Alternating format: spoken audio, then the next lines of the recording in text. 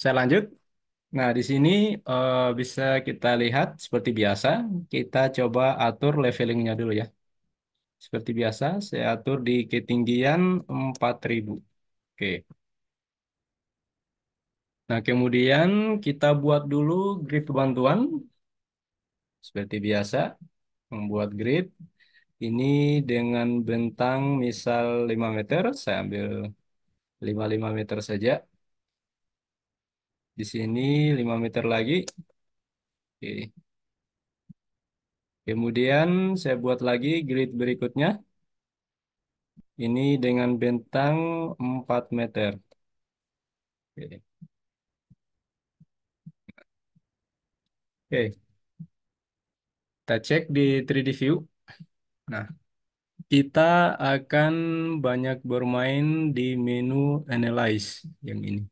Oke, Analyze. Oke.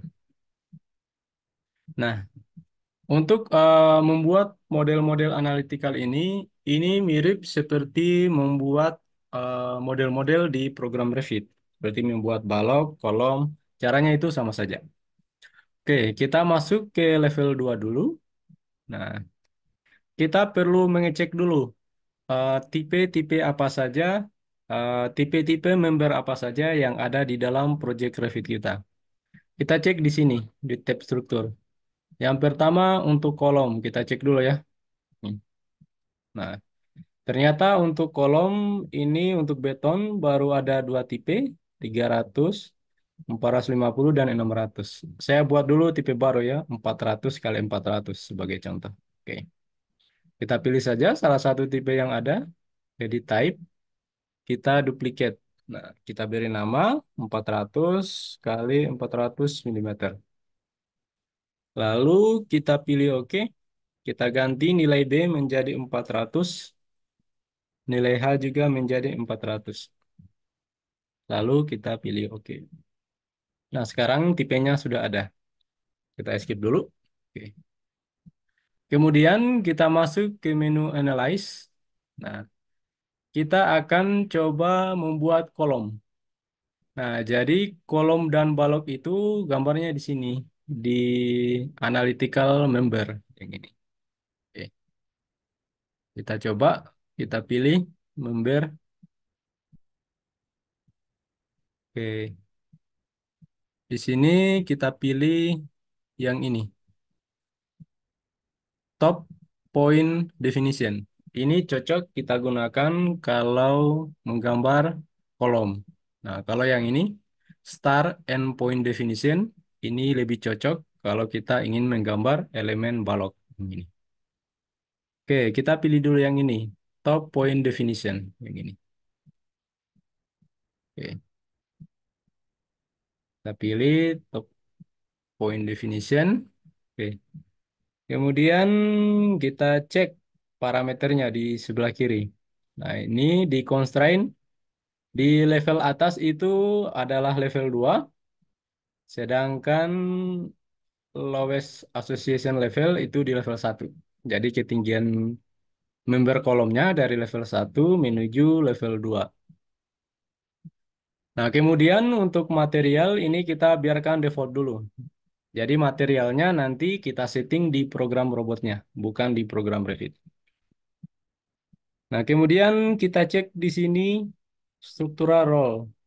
Kita cek dulu opsinya apa saja. Oke. Nah, yang akan kita buat sekarang adalah kolom. Jadi kita ganti ini sebagai kolom. Kalau mau buat balok berarti kita ganti sebagai balok. Kita buat kolom dulu ya, yang ini. Oke. Kemudian section type. Kita cek section type-nya. Nah, tadi kan kita sudah buat tipe yang baru ya, 400 kali 400 mili. Oke, kita pilih tipe yang ini. Klik. Oke. Kemudian di sini ada cross section rotation. Oke. Ini kalau kita ingin mengubah arah sumbu lema atau sumbu kuat dari penampang kita, nah bisa kita manfaatkan cross section ini. Nah, biasanya ini di struktur baja yang paling dominan cross section ini. Oke, ini kita analyze sebagai beban gravitasi yang ini ya. Oke. Nah, di atas ini kita biarkan dulu seperti ini, biarkan standar. Start release fix fix. Oke. Lalu kita bisa letakkan di sini. Satu. Oke, abaikan saja. Satu lagi di sini. Satu, satu, satu, dan satu. Oke. Jadi ternyata muncul pesan di sini. None of the create element are visible. Oke. Jadi ternyata member yang kita buat itu tidak terlihat di view ini. Karena view yang kita buka adalah view level 2. Nah, seharusnya ketika kita bekerja dengan analytical model, kita masuk ke sini, level 2 analytical yang ini. Oke, ini klik dua kali level 2 analytical. Oke, nah ini baru kelihatan yang kolom tadi. Oke, tadi kita sudah buat kolom yang ini ya. Kita cek di 3D view yang ini. Oke, ini sudah muncul. Paling cocok kalau kita cek di 3D view tapi yang analytical model. Yang ini. Oke, ini sudah masuk nih kolom-kolomnya. Oke. Kemudian kita akan membuat balok. Oke, masuk lagi ke level 2 analytical. Seperti biasa, kita pilih member yang ini. Oke, kita klik member. Nah, kita ganti tipenya dari top point definition menjadi star end definition. Oke, pilih yang ini. Terus tipenya, kalau ini lurus saja, kita gunakan line. Nah, kalau melengkung berarti kita gunakan star end radius atau center end arch. Oke. Nah, ini struktural role-nya kita ganti sebagai balok yang ini. Beam. Kemudian section type-nya ini ukuran baloknya. Kita ambil yang ini sebagai contoh ya. 300 kali 600. Oke. Seperti biasa, ini cross section 0. Ini dianalisis sebagai beban gravitasi yang arahnya ke bawah. Oke. Kita gambar. Oke, dari sini ke sini. Oke. Gambarnya terputus ya, tidak langsung full. Kita gambar terputus-putus seperti ini. Oke, saya gambar lagi di sini, di sini, dan di sini. Oke. Lalu tekan escape satu kali, kita gambar lagi di bagian tengah. Oke. Nah, kita cek di 3D view analytical model. Nah, ini sudah muncul. Oke. Nah, ini baloknya sudah ada, kolomnya sudah ada. Sekarang kita tambahkan plat. Oke. Nah, untuk menambahkan plat, kita pilih yang ini, panel.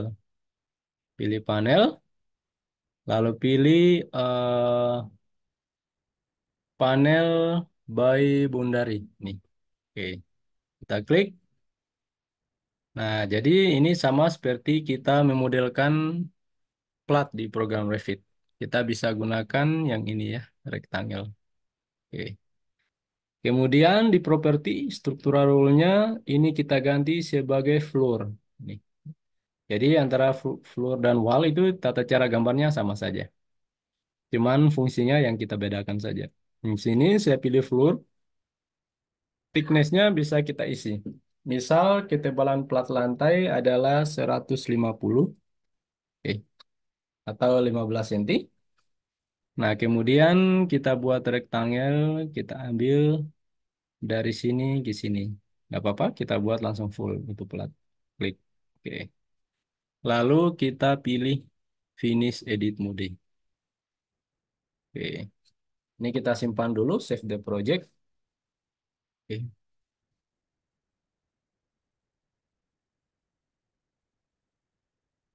Ini kita beri nama analytical model. Oke. Lalu saya pilih save.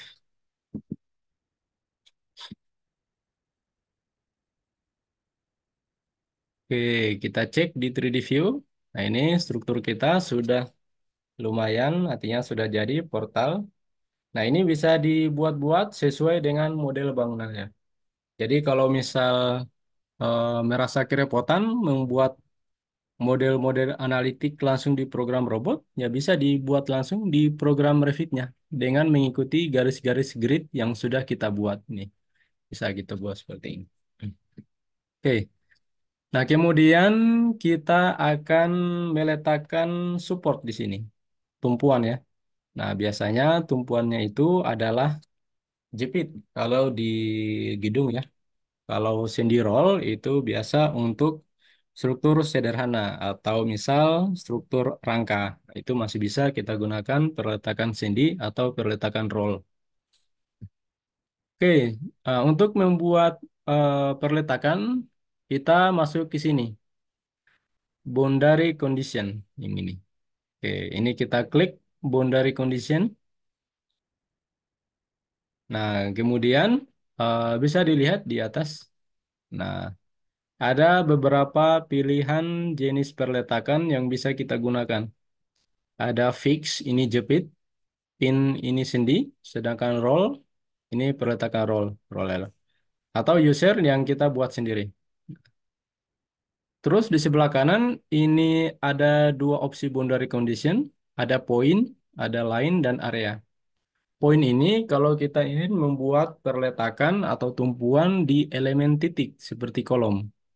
Nah, kalau kita ingin membuat perletakan di elemen balok, misal di balok ini, nah kita gunakan line. Nah, kalau kita ingin membuat perletakan di elemen bidang, kita gunakan area.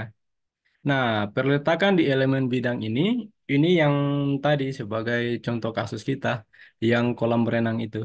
Jadi tumpuannya itu tumpuan area yang berada di floor. Nah, tumpuannya di sini. Bukan poin ya dia, area. Oke. Nah, saya ganti dulu poin yang ini. Oke, ini fix. Oke, nah kita tinggal klik-klik saja poinnya. Oke, saya klik di sini. Oke, klik lagi di sini, di sini, di sini, di sini, dan di sini. Oke, escape. Nah, sekarang strukturnya sudah masuk seperti ini. Oke. Nah, sekarang kita masuk ke pembuatan pembebanan.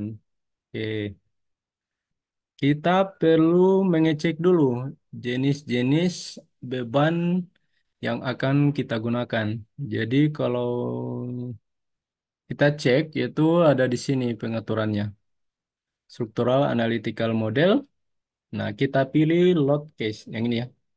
Yang anak panah ke bawah nih, yang ini. Lalu pilih load case. Ini saya klik.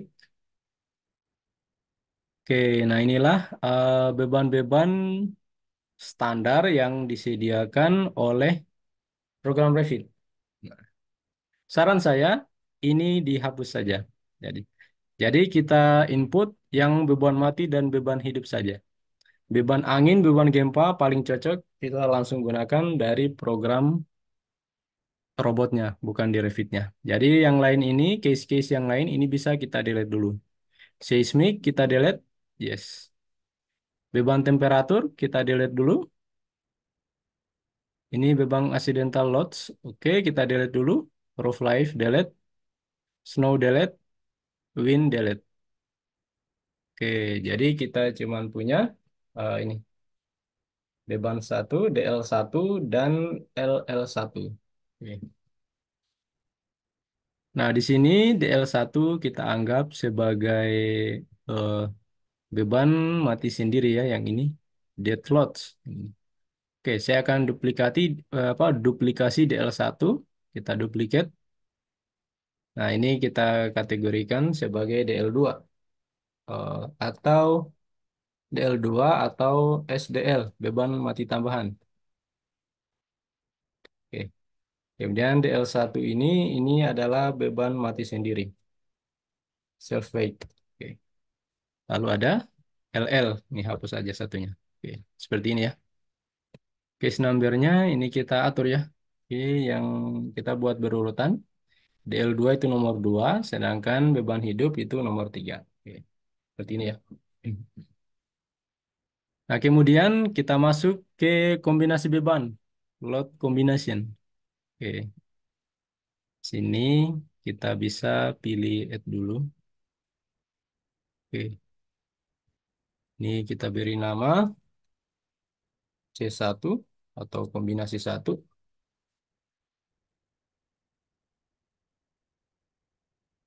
Oke, kita cek di sini.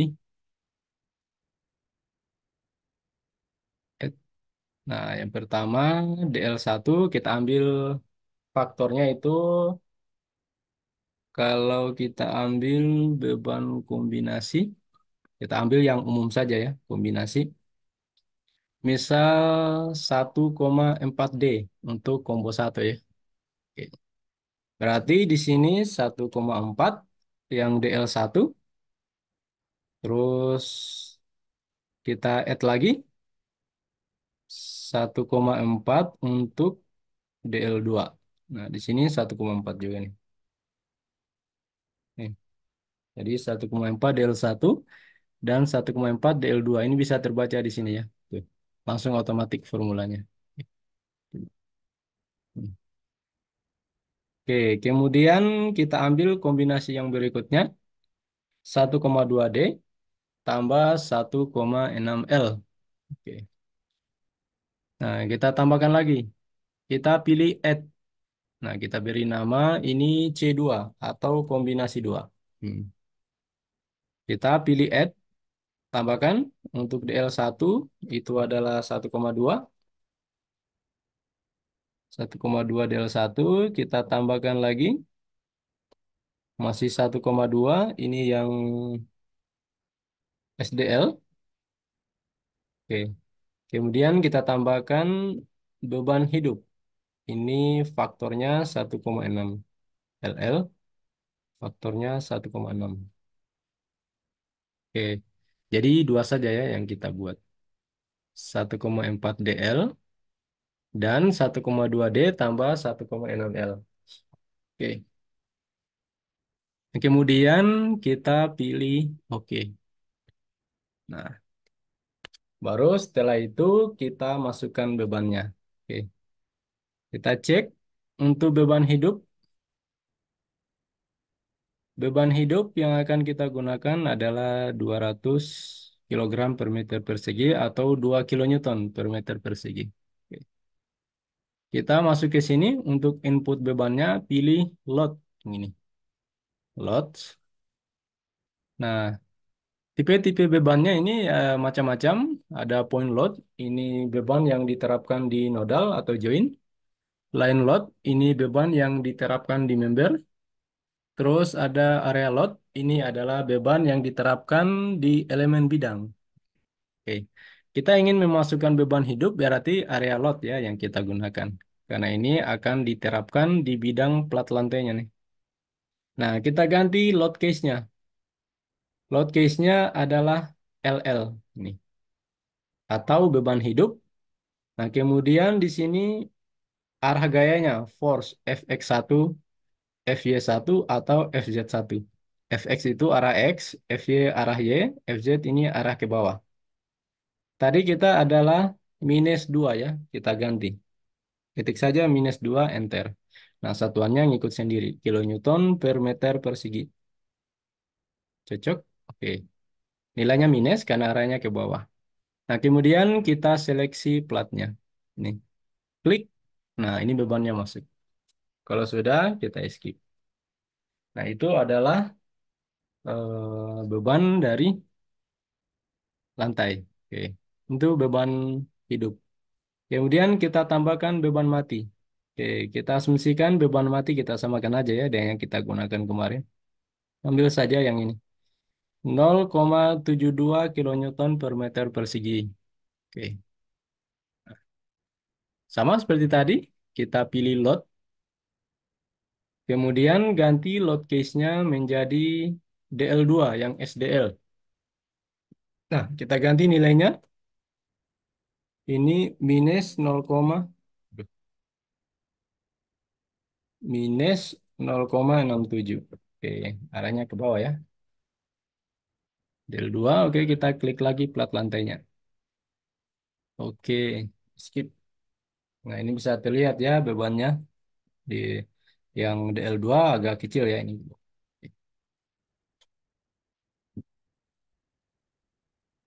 Nah, bisa juga kita tambahkan beban yang bekerja di member. Misal ya, beban yang bekerja di member, kita ambil beban garis sebesar 8,75. Coba. Nah, kita ambil lagi, load, pilih line load. Nah, kita pilih yang ini, FZ1. Minus 8,75 kilonewton per meter. Nah, kita terapkan di elemen balok yang tadi. Satu, dua, tiga, empat, lima misalnya. Nah, seperti ini. Nah, kalau ingin menggunakan point load, nah ini bisa kita gunakan misal ingin memasukkan beban angin atau beban gempa yang kita input sendiri. Nah, bisa kita gunakan yang itu. Oke. Ini kita simpan dulu, Ctrl S. Nah, kemudian model yang kita sudah buat di Revit ini, kita akan eh, ekspor ke robot struktural analisis. Nah, kita buka dulu program robotnya. Oke, ini saya close dulu.